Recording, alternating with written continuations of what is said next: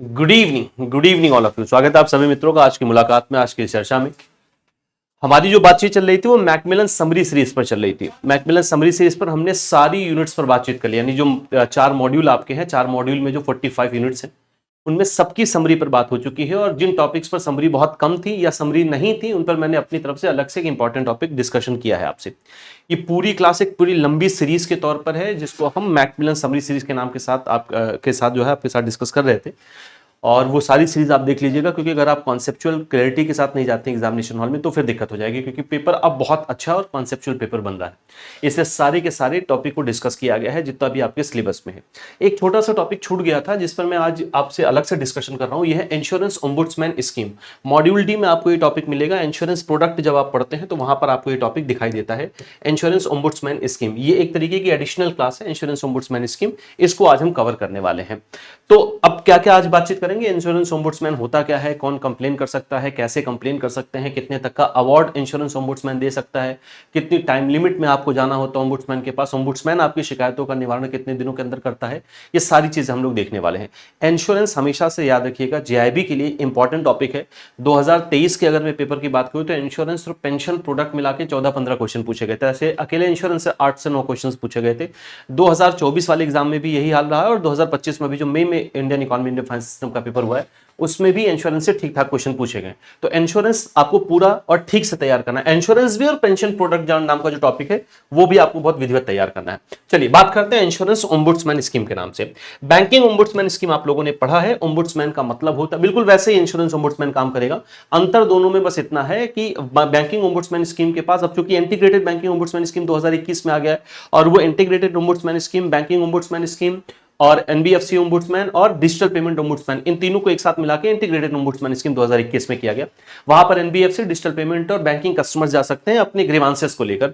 तो grievance redressal के लिए वो एक प्लेटफॉर्म बनाया गया। बिल्कुल वैसे ही इंश्योरेंस कस्टमर्स के लिए, क्लियर है, यानी जो इंश्योर्ड पर्सन है जिन्होंने बीमा खरीद रखा है उनके ग्रीवांसेस को रिड्रेस करने के लिए, उनके ग्रीवांसेस को समाप्त करने के लिए, उनके जो कंप्लेन है उनको सुनने के लिए एक फोरम बनाया गया जिसको हम इंश्योरेंस ओम्बुड्समैन के नाम से जानते हैं। तो इंश्योरेंस ओम्बुड्समैन यानी जो बीमा लोकपाल है ये आपके लिए कंप्लेन फोरम है। अगर आप इंश्योरेंस पॉलिसी होल्डर हैं तो आप अपनी शिकायतों को यहां पर दर्ज कर सकते हैं। अब कैसे दर्ज किया जाएगा, कौन कौन कितना समय आपको देना होता है, पहले आप कहां शिकायत दर्ज करेंगे, ओम्बुड्समैन के पास कब जाएंगे, ये सारी चीजें आज हम लोग जानने वाले हैं। तो इंश्योरेंस ओम्बुड्समैन इंश्योरेंस सेक्टर के लिए एक ऐसा प्लेटफॉर्म है जहां पर इंश्योरेंस कस्टमर या पॉलिसी होल्डर अपनी शिकायतों को दर्ज कर सकते हैं, अपने कंप्लेन को इस फोरम पर रख सकते हैं। इस फोरम से वो अपने जो लीगल जो है एप्लीकेशंस के माध्यम से, legal application in the sense कि आप अपनी शिकायतों को यहां पर रख सकते हैं और आप ओम्बुड्समैन उन शिकायतों को सुनवाई करके अवार्ड देता है। ओम्बुड्समैन के डिसीजन को हम यहां अवार्ड कहते हैं। क्लियर है?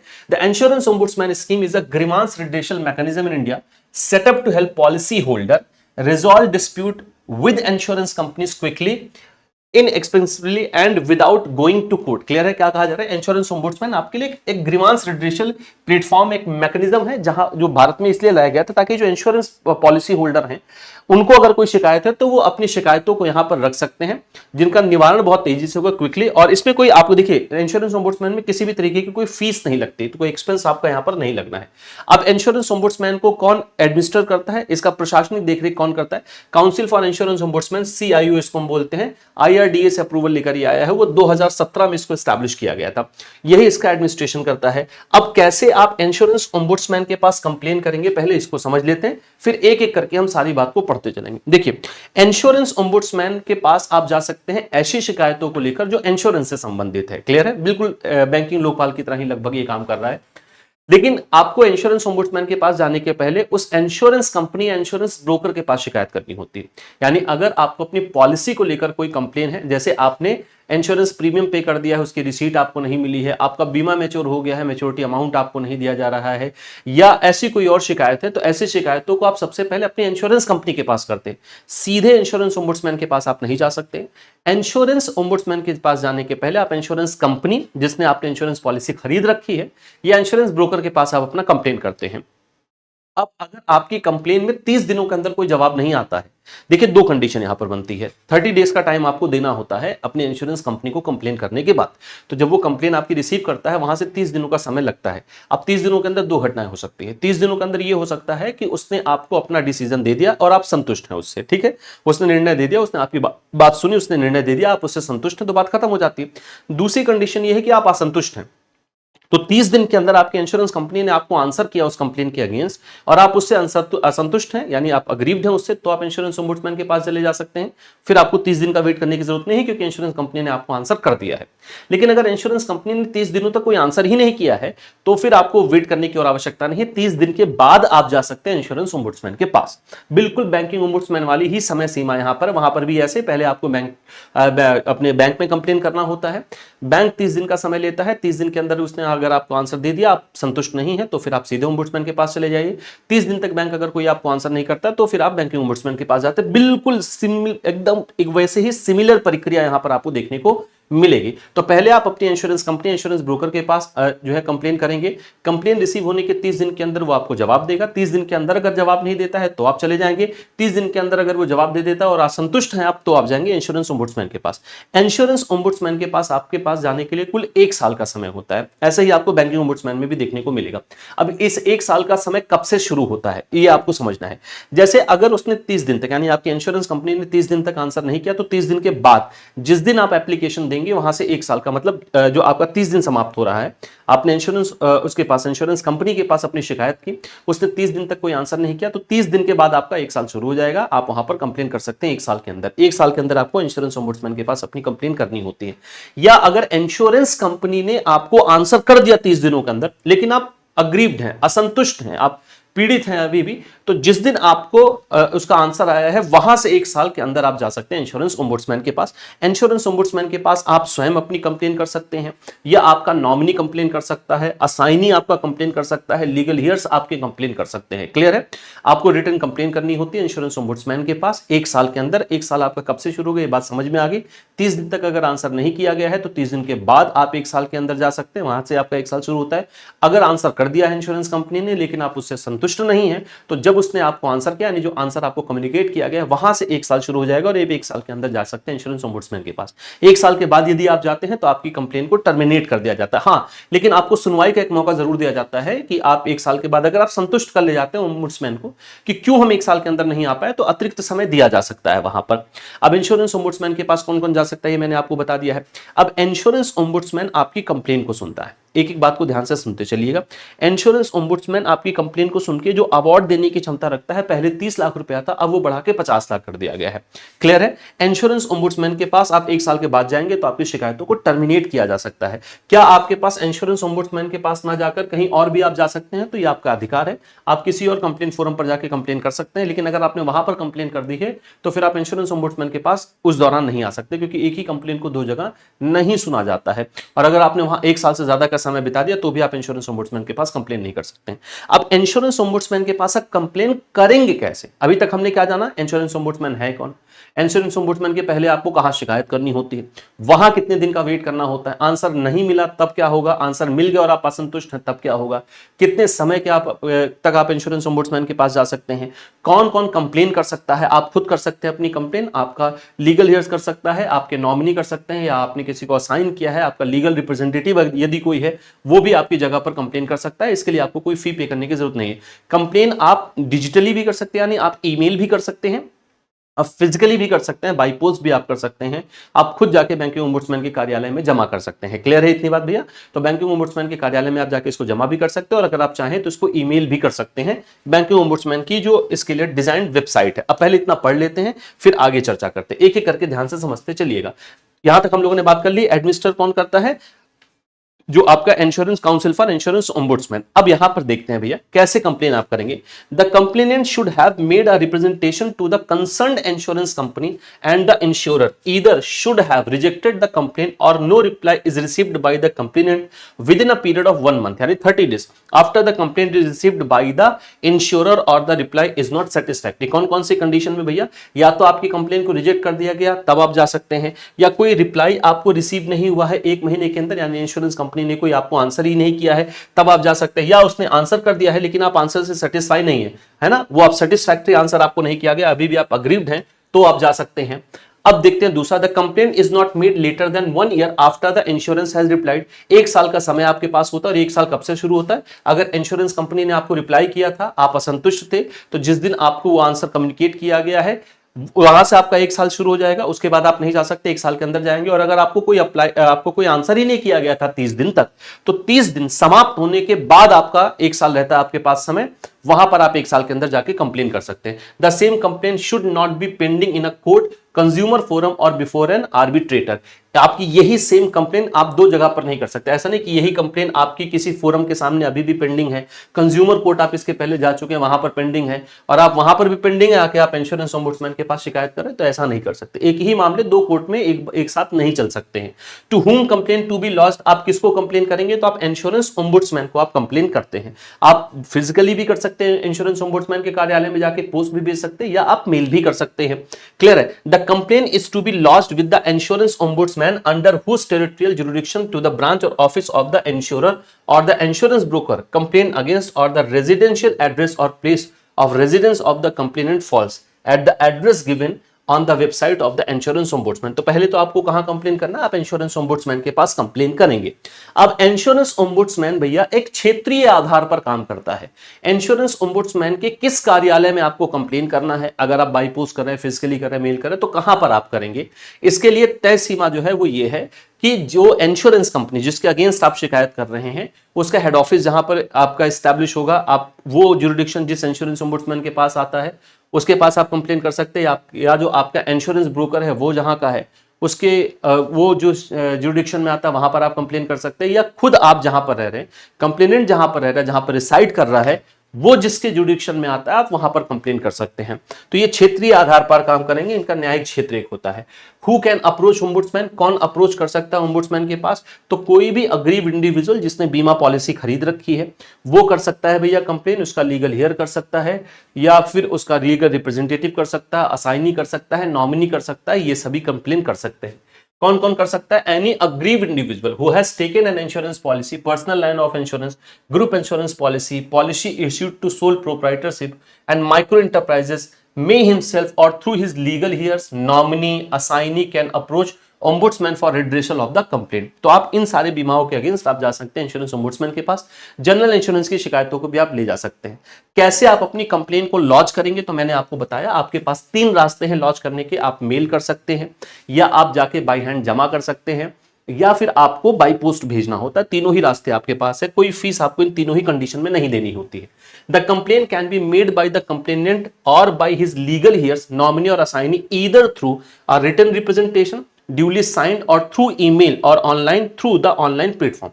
तो आप उसको बाई पोस्ट भेज सकते हैं, रिटन रिप्रेजेंटेशन दे सकते हैं, या आप ऑनलाइन कर सकते हैं। आप कर सकते हैं, आपके द्वारा ऑथोराइज आपका जो असाइनी है वो कर सकता है, जो आपका लीगल रिप्रेजेंटेटिव है वो आपकी जगह पर कर सकता है कंप्लेन। तो आप ईमेल भी भेज सकते हैं, बाई हैंड भी जमा कर सकते हैं, बाई पोस्ट भी भेज सकते हैं। ये सारे रास्ते आपके पास है। टाइम लिमिट क्या है भैया उसके पास जाने के लिए, ओम्बुड्समैन के पास जाने के लिए? तो अभी हम लोगों ने पीछे पढ़ा कि जो टाइम लिमिट है ओम्बुड्समैन के पास जाने के लिए वो 1 साल है। अगर आपने 30 दिन पूरा वहां पर बिता दिया तो 30 दिन जिस दिन समाप्त हो रहा है वहां से 1 साल की शुरुआत हो जाती है। अगले 1 साल के अंदर अंदर आपको जाके कंप्लेन करनी होती है, या अगर उसने आंसर दिया और आप आंसर से संतुष्ट नहीं है तो फिर आपको जिस दिन आंसर आपको कम्युनिकेट किया गया था वहां से आपका 1 साल शुरू होता है और आप 1 साल के अंदर जाके कंप्लेन कर सकते हैं।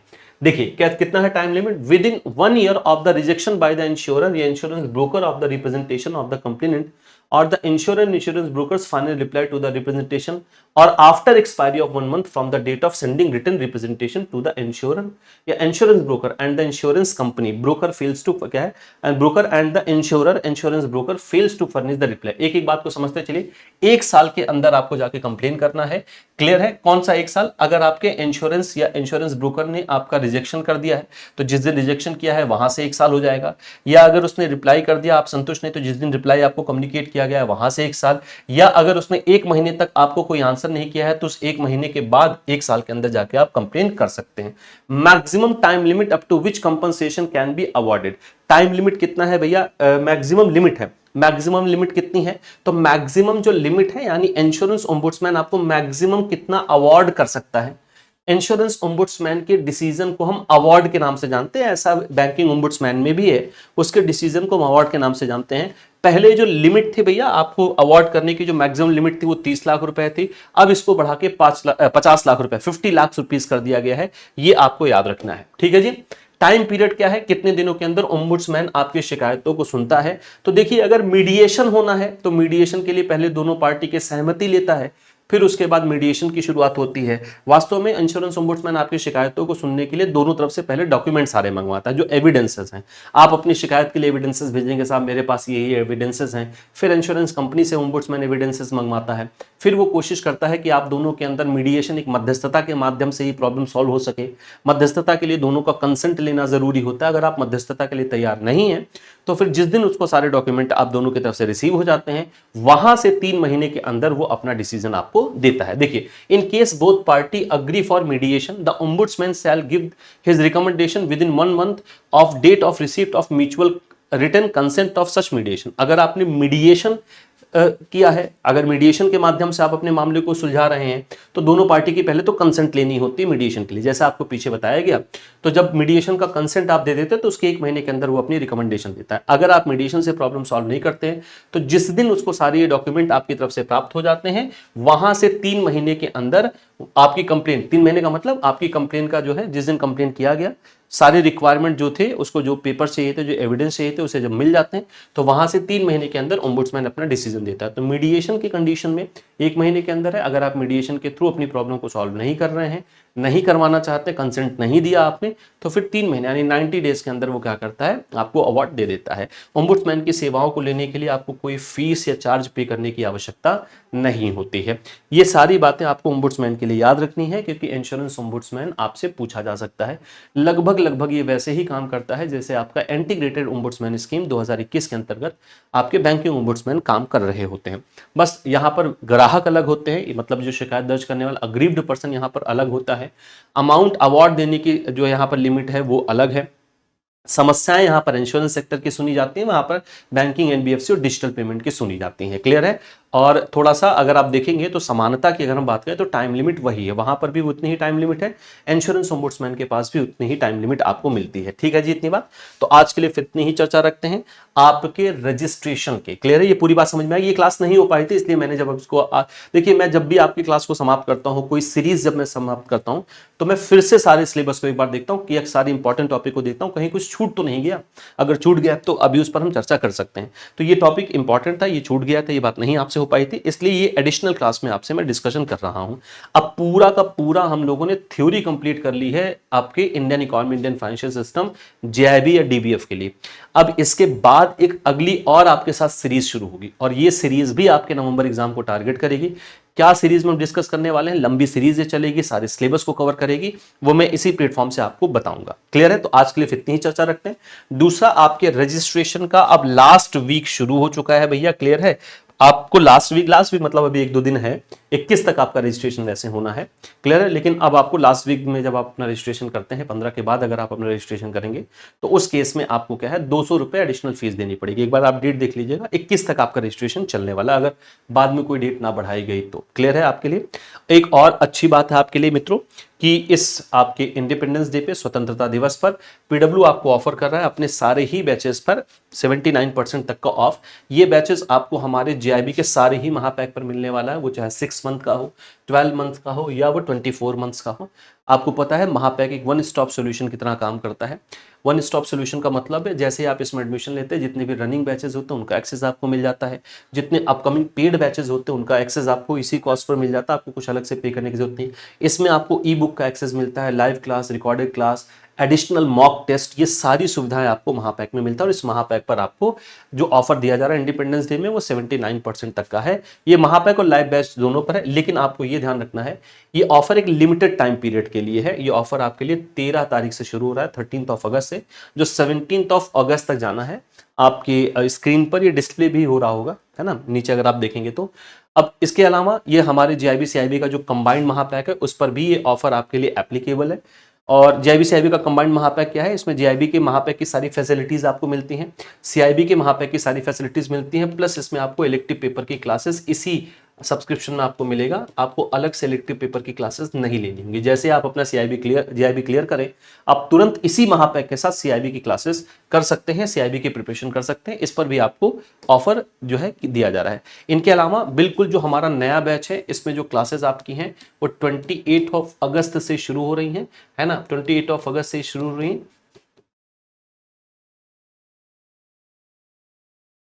क्लासेस विल बी स्टार्टेड, है ना, क्लास स्टार्ट कर दी जाएगी 28 ऑफ अगस्त से। इस एमसीक्यू बैच में हम आपको पूरा सिलेबस कवर करेंगे, एमसीक्यू के थ्रू चारों ही सब्जेक्ट पर होगा।